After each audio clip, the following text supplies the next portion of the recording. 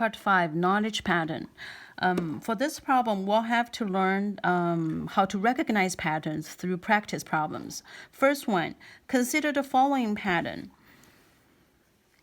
Okay, here this is a square root sign.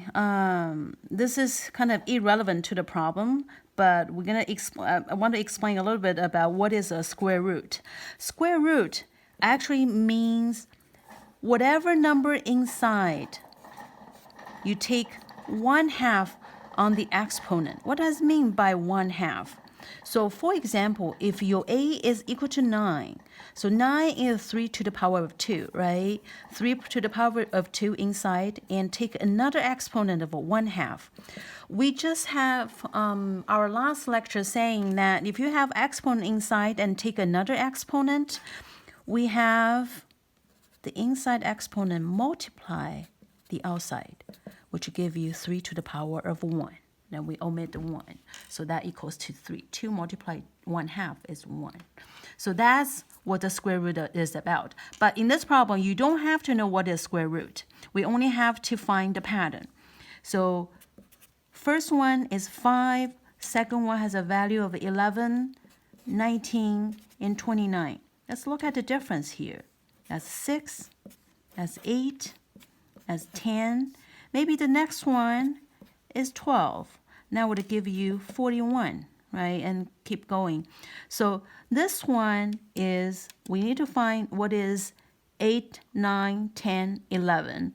So we have to have 1, 2, 3, 4, 5, 6, 7, 8 numbers to find that number. So we have 1, 2, 3, 4, 5. We have 3 more to go. 14. That is 55. 16, that's 1, that's 71. 18, that's 9, and 89. So we have 1, 2, 3, 4, 5, 6, 7, 8. The 8th number, 89. That's the answer. Practice problem 16. If the same pattern is continued, what is the number of ones in the result of the calculation in the 8th line of the pattern? Okay. So this problem is relatively easy. Student can figure these answers. The next pattern is, you can see that the multiplying 9 never changed, but the first number changed. 1 never changed. We adding another 2, we adding another 3, and so on. The next one will be 1, 2, 3, 4 multiply 9 plus. The plus term also changed, starting from 2 every single time, adding 1 and 5. So students can kind of follow the same rules to find out what is the 8th line of the pattern and then do the calculation.